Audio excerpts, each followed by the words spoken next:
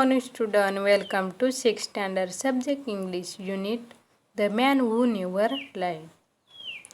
Do you like story? तुम्हाला गोष्ट आवडते का? Okay.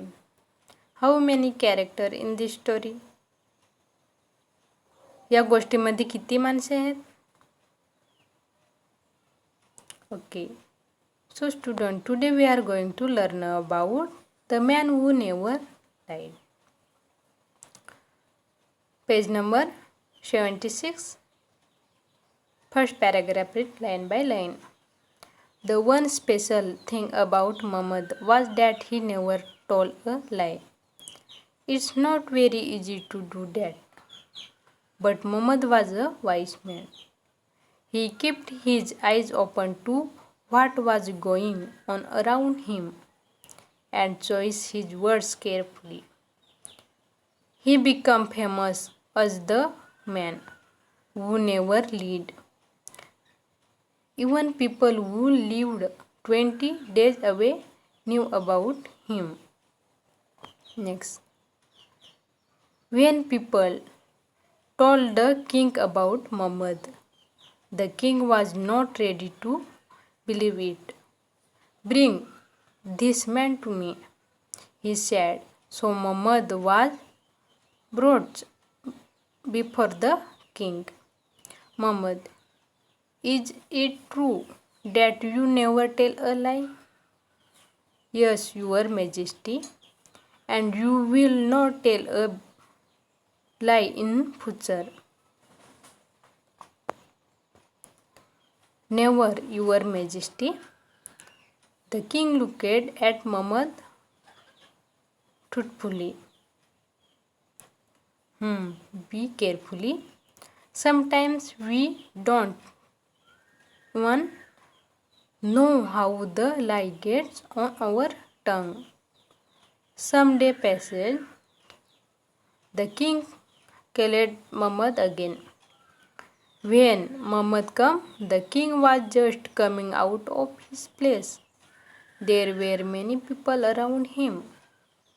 He was going on a hunt. The king called Muhammad over to him. Muhammad, I am going on hunt and then to my summer place. The king spoke as he walked towards his horse. He held the horseman and put his left foot in the stirrup.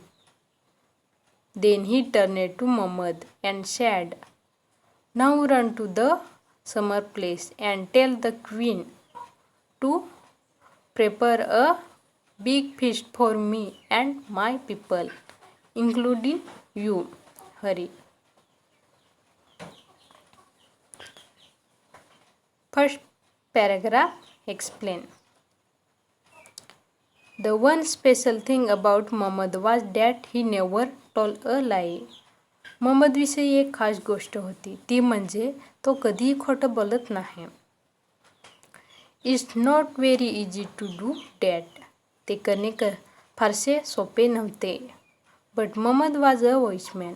परंतु मुहम्मद हा हुशार माणूस होता. He kept his eyes open to my what going on around him and chose his words carefully.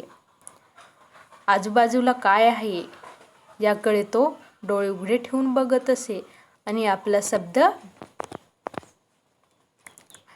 शब्द काळजीने निवडत असे.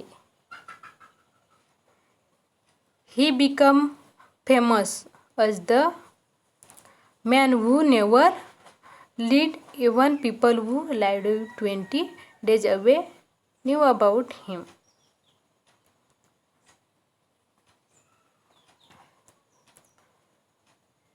कधी खोटं न बोलणारा माणूस हा प्रसिद्ध झाला. अगदी 20 दिवस चालावे लागेल इतक्या दूर असणाऱ्या माणसांना सुद्धा त्याच्याबद्दल माहिती होते. Next. When people told the king about Muhammad, the king was not ready to believe it.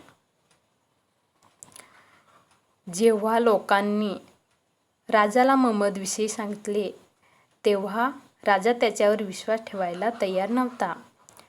Bring this man to me. त्या माणसाला बोलव. He said. तो म्हणाला. So Mohammed was brought before the king. मोहम्मदला राजाजवळ आणण्यात आले. Mohammed, is it true that you never tell a lie? तू कधीही खोटं बोलत नाही, हे खरं आहे का? Yes your majesty. होय महाराज. And you will not tell a lie in future. आणि तू भविष्यात कधीही खोटं बोलणार नाहीस? Never your majesty. नाही महाराज. The king looked at Mohammed truthfully.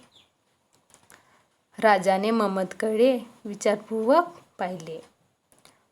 B carefully. काळजी घे. Sometimes we don't even know how the lie gets on our tongue. कधी कधी खोटं कधी आपल्या जिभेवर येतं हे सांगता येत नाही. Some day passes. The king called Mohammad again. काही दिवस गेले. राजाने मोहम्मदला परत बोलावले. When Mohammad came, the king was just coming out of his place. जेव्हा मोहम्मद आला तेव्हा राजा राजवाड्यातून नुकताच बाहेर येत होता. There were many peoples around him. त्याच्या आजूबाजूला माणसे होती. He was going on a hunt. तो शिकारीला चालला होता. The king called Mohammed over to him. राजाने मोहम्मदला बोलावले. Mohammed, I am going on a hunt and then to my summer place. Mohammed, मी शिकारीला जात आहे आणि नंतर माझ्या वस्ती असलेल्या राजवाड्याकडे वळणार आहे. The king spoke as he walk towards his horse.